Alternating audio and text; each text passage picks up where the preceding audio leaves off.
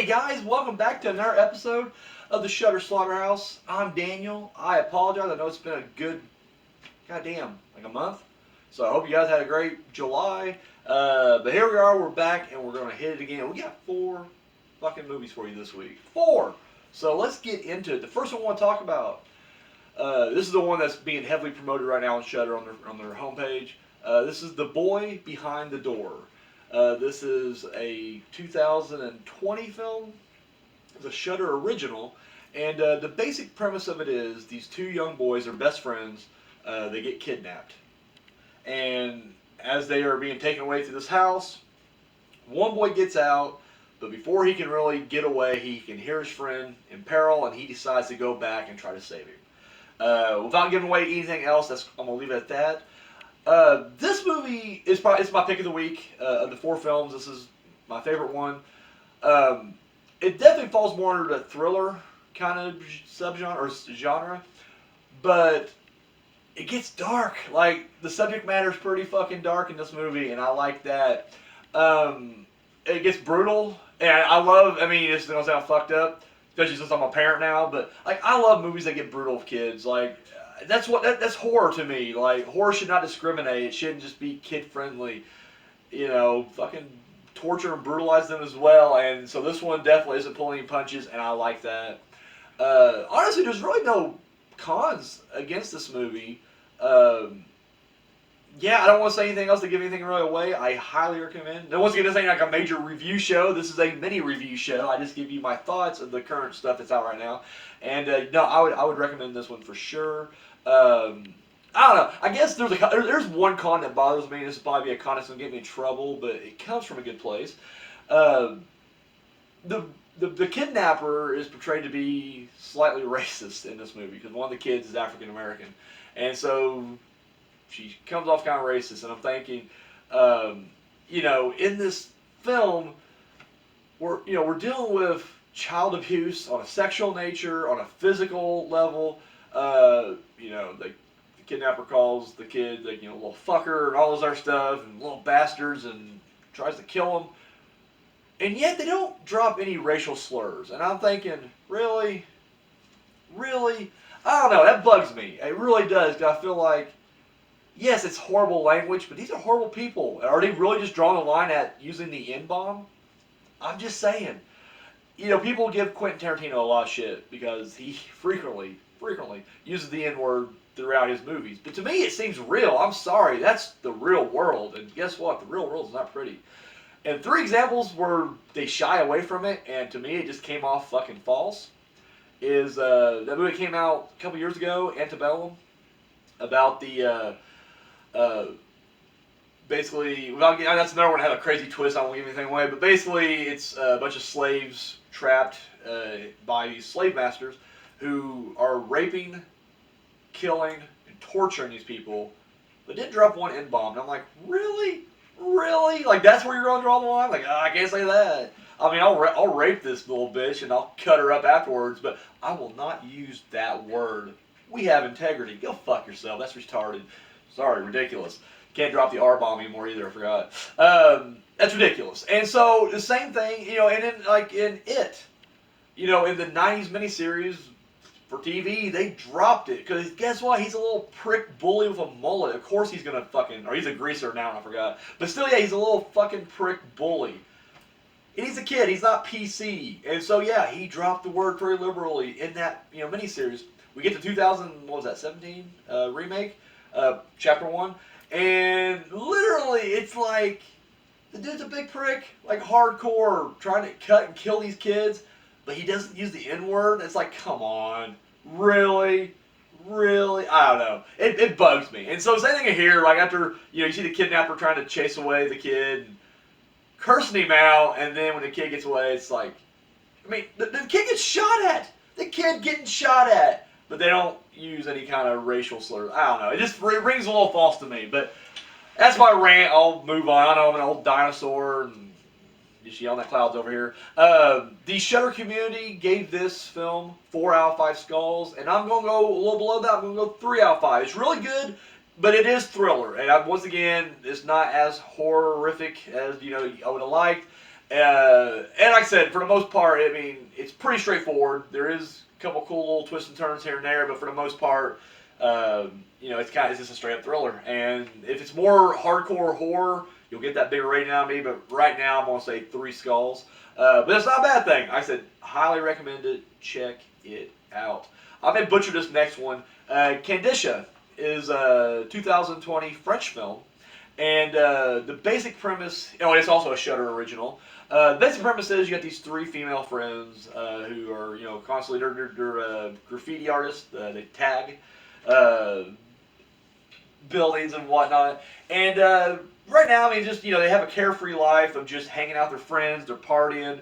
However, and then, they drop this urban legend about Kandisha. I'm not sure this is a real urban legend or if it's something that's made up for the film, but it's supposed to be like a Moroccan legend, they said in the movie. Kind of like, and I mean not completely, but it just reminded me a little bit of like a female Moroccan Candyman in a way.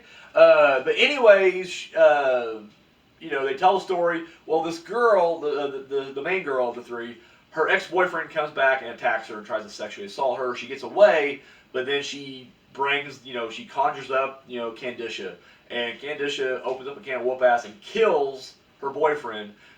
Now it's out and free, this demon is, and these 3 girls got to try to figure a way to, stop it, contain it. I really like this as well. It was better than I thought it would be. It is subtitled for people who don't like subtitles. I'm sorry, you gotta read. However, I thought it was pretty good. Again, I will say it's pretty cliched.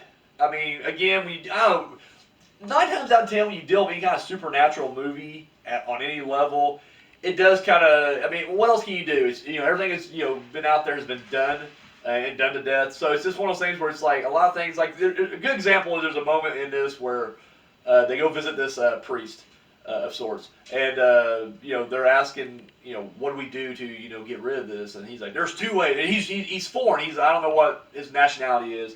But he's speaking in a foreign language, and so there's an interpreter, a translator, and so he's like, there's 2 ways to defeat this demon, and one we can exorcise it and try to banish it from our mortal realm or whatever. And so the interpreter retells it, and they're like, all right, what's number 2? So then he says it, and then the interpreter's like, there is no other way. There's only one way, and I'm just like. I wonder if it's this. I won't say what it is, but I'm like, I wonder if it's this. And that's what it is. It winds up being that. And I don't know. So like I said, and I also, it's funny too, because like Kandisha, when she starts killing these people, she goes on a big kill spree. Without going into detail about who or whatever, a couple of them come off like accidents. And so the police just write them off as like, yeah, person stumbled and fell or whatever. But later on, they get more brutal and gruesome and I don't know, detailed. Like, I won't say a whole lot, like, she has hooves for legs and she tramples a guy, but, like, in a random place, and you're just like, were there goats that were running loose in a shower or whatever? I don't know. It just seems weird. It's like, I want to see, a sequel, sort of, to this movie, but, like, from the cop's perspective, like, trying to investigate this, because, like, how are they explaining some of this shit away? They can't. That's the whole thing. I liked it. I would recommend it. Another thing I like about it, I can't believe I got 2 comments like this. I'm sorry, I didn't mean to put them together like this, but it's the way it happened. I love the friends. They came off very natural. Now, they're a very multicultural group. Person from like every race is represented in this little group of friends. But they acknowledge it, and they're constantly like joking with each other and throwing out slurs and everything, but it's in a friendly way, and I'm like, wow, that's refreshing. Look at that. Over in France, they literally can acknowledge that, hey, I have a black friend, or hey, I got a Middle Eastern friend. Make jokes about it, and no one gets upset. No one loses their fucking mind, tries to cancel this person on Twitter or something. Ingenious. And I know it's here in America, it's the opposite, where you get a multicultural group of friends, and they're just like, no, we don't talk about that. This is natural and normal and everything. It's like, yeah, in bigger cities, but, small towns, not so much. And I feel like, I have a couple, not much. I ain't gonna be that person like, I have tons of, I don't. I have a couple. And, yeah, we kind of point out that, hey, white boy, oh, hey, all right, it's okay, but people flip out and whatever. So I don't know. It was just nice to see kind of an un-PC film tackle that, and it's okay. Like I said, I'm not against it. That's awesome. I think, and it's great that you can talk about these differences and no one loses their shit. So I like that aspect of it. The people at the Shudder community gave this 4 out of 5 skulls. I'm not gonna lie. Spoiler alert. They gave 4 out of 5 skulls on like every goddamn movie almost. Like I want to know, how's this thing averaged out? I mean, is everybody really just sucking these movies off to some degree? 4 out of 5. I'm gonna give it 3 out of 5. Again, not a bad thing. Right in the middle. I liked it. I enjoyed it. I will say, of all these movies, there ain't going to be a whole lot of rewatch, I don't think. I may check them all out maybe down the road, but as far as like, I got to go out and buy that DVD, not so much. But that doesn't mean they're not good films. And I'm definitely saying, Kandisha, check it out. It's good stuff. Up next, it's a movie called Sun. This came out this year, 2021. And it is also a Shudder original. Hit 3 originals, hat trick this week. And this one deals with this woman, without going into much detail, she kind of has a crazy past. And there's some kind of supernatural force around this past. And anyways, her son becomes infected with some kind of illness, and they're trying to figure out why is he sick, why is he acting, this way. They can't figure it out. And of course, she's realizing it may be from her past, and she goes to some extreme measures to kind of, protect him. And that's like, I'm just in a nutshell. I don't want to say too much and give anything else away. I enjoyed this as well. Again, it's very cliched. Although I will admit this, like there were certain things I was guessing at that I was completely wrong on, because in these movies, and I will just say this without giving too much away, because I'm sure if you saw the trailer, it'd be pretty much this. There's a lot of elements of like Rosemary's Baby and The Omen in there. And so, as I'm watching this, I'm just like, okay, who's on the bad side? Who's the sheep and or the wolf in sheep's clothing? Who's gonna be the one that's gonna And so I was guessing a lot of people, and then like when they went up dead, I'm like, oh shit, I guess that person's not a part of the group. Okay. And so, anyways, yeah, like it kept me guessing that way. But overall, it's a pretty basic story. You do the son of Satan / son of a demon type storyline or possession or whatever. Again, you've seen one, you've seen them all, and they're it's pretty similar to that. I think what makes this one kind of a cut above some of the others is the acting's really good. It has Emil Hirsch in it, which I'm a huge fan. I don't know if I'm pronouncing his name right. Love that guy. That dude was like everywhere, like in the early 2000s. Good or bad, I mean, I didn't really totally care for like Speed Racer or Milk or whatever, but it's like, he was everywhere. Like, love this dude. I didn't even like, what's that movie he did with the porn star next door? The Girl Next Door. I didn't really care for that, but like, I loved him in Alpha Dog, and I know there's another movie I'm blanking on that he was in that he just fucking crushed. But anyways, point is, he's a great actor, and he just disappeared. He was in Once Upon a Time in Hollywood. Like Tarantino, maybe trying to resurrect his career or whatever. It worked. He's in Sun now. But I thought he did really good. And then the main girl, and I'm blanking on her name, is like Andy Matica? I don't know. She was the girl, the granddaughter on Halloween, the 2018, the horrible Halloween movie. And I'm not counting that against her. I think she gives a hell of a performance here. There's a lot of scenes with her and her son, and you're just like, God damn, like they're just bringing on the emotion. So no, her performance, perfect. Like it was flawless. It really was. And so I really like that aspect of it. And like I said, it got brutal. I like the story. And like I said, even though after you watch it, you're just like, yeah, we kind of been through here before. It doesn't really take away from the journey of it though. Like as you're watching it play out, it's still very interesting. I like where they're going with it. Yeah, I'm trying. There ain't really a whole lot of flaws to this one. Like I said, other than this, it is a bit predictable at times. But overall, I like it. Check it out. People on Shudder, the Shudder community gave it a 4 out of 5. I'm giving it a 3 out of 5 again. If they're going 4, I'm just nailing the 3s here. But yeah, Sun, worth checking out. And finally, the last film I checked out this past week was Messiah of Evil. This is actually from 1973. And the basic plot here is this woman, she's trying to find, her father goes missing, or, whatever, in this small coastal California town of Point Dune. Sorry, I forgot there. Point Dune. And anyway, she's going to, try to find him and reconnect with him. He's an artist, and she's, trying to reconnect.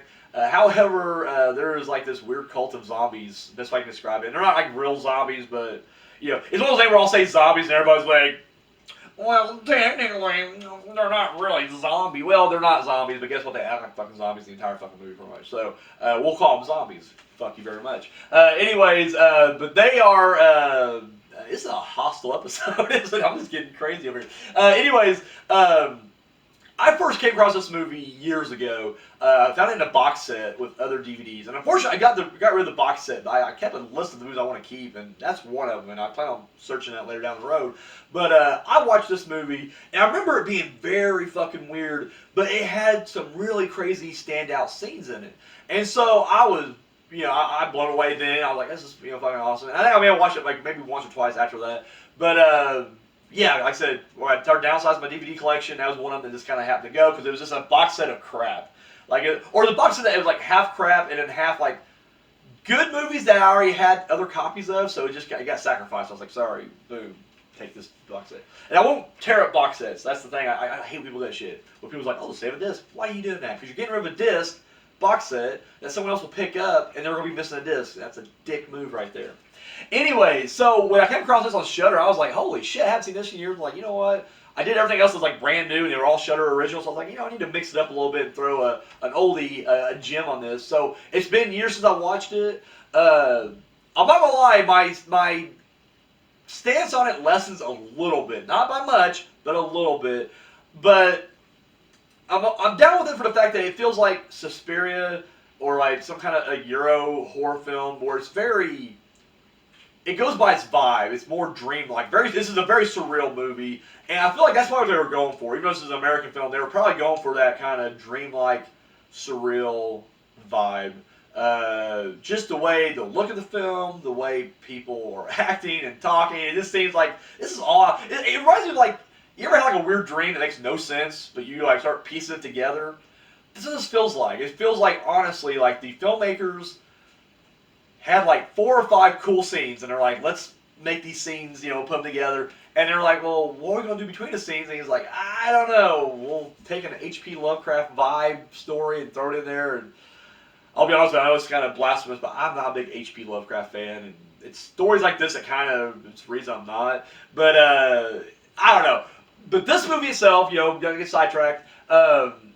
There's a handful of scenes that I love, and I'm not going into detail. I love the theater scene. I love the supermarket scene. And there's a scene of these 2 cops that are fired into the zombies and how that plays out. I love that scene. The whole story itself, it's a bit ridiculous. However, and the guy who plays like the main guy, I forget his name, Paul maybe, or I don't know. He's the one that's like wearing ridiculous like Eurotrash suits, and he's just like, I don't know, the way he talks is so cheesy. And at one point he's just like, hello there, won't you unzip me? And she's just kind of looking at him, and he turns and he has like a vest on that somehow zips from the side. I'm like, who the fuck's wearing a vest that zips from the side? I don't know, this guy, this Joker is. So anyway, make noise. So anyways, this one I would definitely, the people at the Shudder community gave it 4 out of 5, and I'm again going to throw it 3 out of 5. It has since gained a cult following, and it's now like people do consider this like a kind of a hidden gem of a film from the 70s. You can tell it's definitely influenced by H.P. Lovecraft and honestly Night of the Living Dead. I mean, you can just tell it definitely has that Romero vibe. In fact, I read last night that I guess later on in like 78 they re-released, because this has like multiple titles. I guess Messiah of Evil was like the original, but there was like 3 or 4 other titles they released that, and one of them was like literally Return of the Living Dead, which is funny because that would be the later on in the 80s.